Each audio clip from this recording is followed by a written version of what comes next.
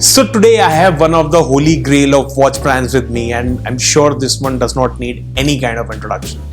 I've heard a lot from my relatives of buying Rolexes in the 1970s and 80s in the Wild Wild West when Rolex was still marching towards the glory that it is today.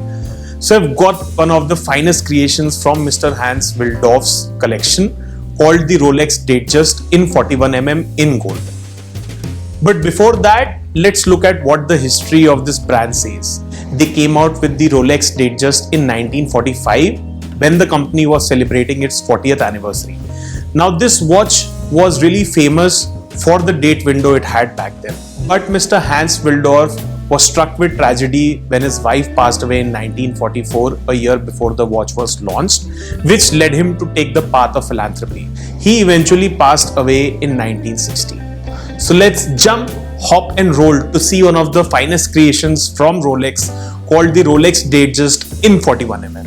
I have this version in oyster steel and gold with a case size of 41mm, a lug-to-lug width of 47.2mm and a thickness of 11.6mm. Now we have a champagne colored dial which honestly has a sunray finish to create a delicate reflection, which is a direct result of masterful techniques in using the brush to create grooves for this effect particularly.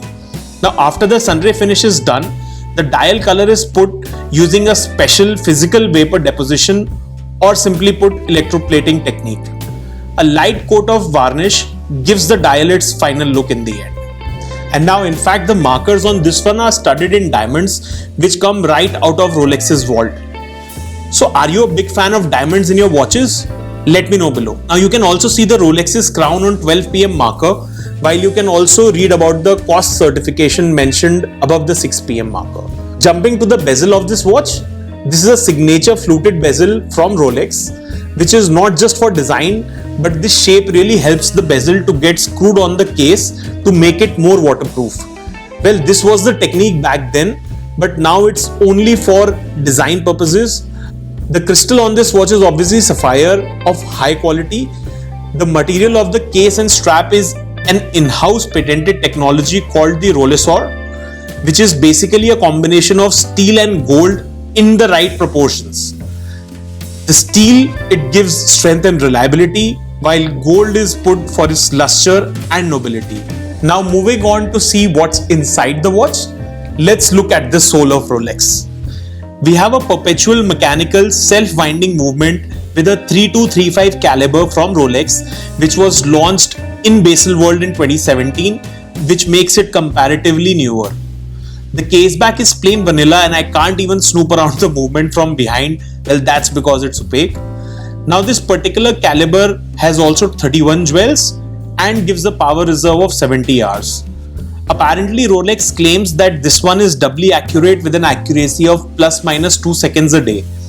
Essentially it's more precise, has a better power reserve and is more resistant to shocks due to a patented paramagnetic oscillator in this particular movement. This one is also used in watches like the Datejust 36mm, Sea Dweller's 50th anniversary and the Deep Sea Sea Dweller alongside the Yachtmaster 42mm. Now coming to the bracelet of the watch, which would essentially help you feel how royal the watch is. So here we have a signature Jubilee bracelet from Rolex. But honestly, everything is a signature for Rolex watches. But this Jubilee bracelet was actually launched at their 40th anniversary when the Datejust was launched back in 1945. Now this is actually a 5-piece semicircular bracelet which is quite comfortable to wear on my wrist, as you can see. So now setting the time on this watch is actually very simple. Now the crown that you can see is in the home position. If you start rotating it in the anti-clockwise direction, you rotate it till it pops out. After it pops out, you pull it out in the first position and you rotate it clockwise to adjust the date. If you again pop it out in the second position and you rotate it in the anti-clockwise direction, you can adjust the time easily. Now this one also offers a hacking second function, so essentially you can set a more precise time in your watch. Now once you push the crown inside and you start rotating it in the clockwise direction, it will totally fit in and your watch will start working. So let's look at the options available in the Datejust lineup. The first variation comes in terms of the dial size, where you have the 31mm, 36mm and the 41mm dials. The second variation comes in terms of the case material, where you have the champagne gold, the white gold and the rose gold options. And the final variation comes in terms of the markers being either studded in diamonds, or you could have Roman numerals, or you could have the Arabic numerals option. So what are you going to pick out of these? Let me know in the comments. But honestly, ordering any of these from their website on the retail price is virtually impossible. And the most selling Datejust watch right now is the Wimbledon 41mm, which is in the price segment of 8 to 10 lakhs approximately. So now if you ask me what are the alternatives of this watch, in my opinion there are none.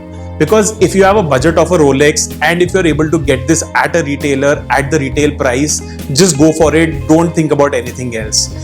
If you have to put your name in a list, wait for a few years and your money is lying vacant, then obviously you can opt for an Omega or a JLC or a Cartier or whichever brand you like in that particular price segment. But in my opinion, again, Rolex is the holy grail and that's the one that you should go for. What Rolex has smartfully done is to create an efficient demand-supply gap, which has led the brand's value to go much higher, because Rolex watches are easily not available in the white market. You have to venture out into the grey markets to find a watch, and you would not be sure whether you are buying a genuine watch. So that question always persists. So it's really tough to buy a Rolex. Also, if you go to a boutique, there are high chances that they will ask you to put your name in their waiting list, which essentially does not make sense because you need to have a buying history with Rolex. One time I went to the Rolex boutique to buy a particular watch and they asked me to buy a Tudor first, and then they could suffice for the Rolex that I was looking at, which was, totally out of my budget. So that didn't make sense for me at that point in time.